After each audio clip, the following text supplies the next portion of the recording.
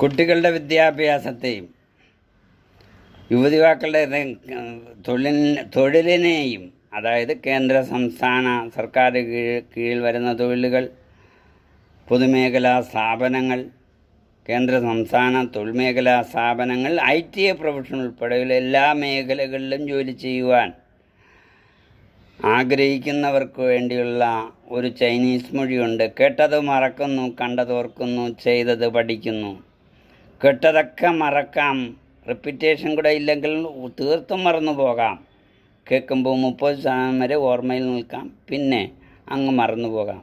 പക്ഷെ കണ്ടതൊക്കെ ഓർക്കും. 2-3 കൂട്ടുകാരൻ തമ്മിൽ ഒരു തർക്കം വന്നു. ഒരു ചെറിയ ഉദാഹരണം പറയാം.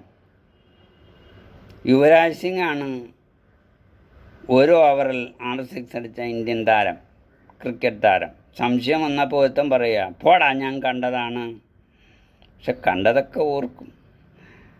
സച്ചിൻ ടെണ്ടുൽക്കർ, രോഹിത് ശർമ്മ, വീരേന്ദ്ര സേവാഗ് 3 ഡബിൾ സെഞ്ചുറി അടിച്ചു. പക്ഷേ 219 വീരേന്ദ്ര സേവാഗ് അടിച്ചത്.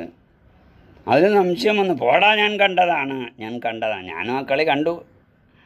കണ്ടതോർക്കുന്നു, ചെയ്തത് പഠിക്കുന്നു. അപ്പോൾ കണ്ടതും കേട്ടതും ചെയ്തതുമായ കാര്യങ്ങൾ നമ്മുടെ മനസ്സിൽ ഇങ്ങനെ നിൽക്കും. അതിനൊരു മാറ്റമില്ല. ചെയ്തത് പഠിക്കുന്നതിന് ഏറ്റവും വലിയ ഉദാഹരണം ഞാൻ പറയാം. ഒരു ചെറിയൊരു ഉദാഹരണം പറയാം. എത്രയോ വർഷങ്ങൾക്ക് മുമ്പായാലും നമ്മൾ പഠിച്ചതും എഴുതി പഠിച്ചിട്ടുണ്ടെങ്കിൽ മറക്കുമോ? ഇല്ല. ചെയ്ത് പഠിച്ചിട്ടുണ്ടെങ്കിൽ മറക്കില്ല. ഗണിത ശാസ്ത്ര പുസ്തകങ്ങളെല്ലാം അതിൻ്റെ ചോദ്യങ്ങളും ഉത്തരങ്ങളൊക്കെ എഴുതി തന്നെ പഠിക്കണം. Quadratic equation (x=-b ± (b² - 4ac/2a) എന്ന് എക്കാലം ഓർമ്മിച്ചിരിക്കണമെങ്കിൽ അത് എഴുതി തന്നെ പഠിക്കണം, ചെയ്ത് തന്നെ പഠിക്കണം. അതിന് ഏറ്റവും വലിയ പൊതുവിജ്ഞാനം ഉണ്ടാക്കുവാൻ ഡെയിലി 2 പത്രം വായിക്കുക, ഒരു ഇംഗ്ലീഷ് പത്രവും ഒരു മലയാള പത്രവും. വായിച്ചതൊക്കെ എഴുതിയെടുക്കുക. അത്യാവശ്യമുള്ള കാര്യങ്ങളെല്ലാം നോട്ട് കുറിച്ചെടുക്കുക, റിപ്പീറ്റ് ചെയ്യുക. ഒരിക്കലും മറക്കത്തില്ല. TV വാർത്ത എന്നും കാണുക. കണ്ടതൊക്കെ ഓർമ്മിക്കും, മറക്കത്തില്ല. അപ്പോൾ കേട്ടത് മറക്കുന്നു, കണ്ടതോർക്കുന്നു, ചെയ്തത് പഠിക്കുന്നു.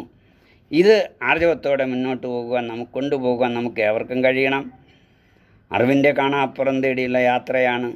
തൊഴിലിൻ്റെ കാണാപ്പുറം തേടിയുള്ള യാത്രയിൽ ഒരു വഴിവിളക്കാകുവാൻ നമുക്കെല്ലാവർക്കും കഴിയുമാറാകട്ടെ എന്ന് ആശംസിച്ചുകൊണ്ട് നിർത്തുന്നു. നന്ദി, നമസ്കാരം.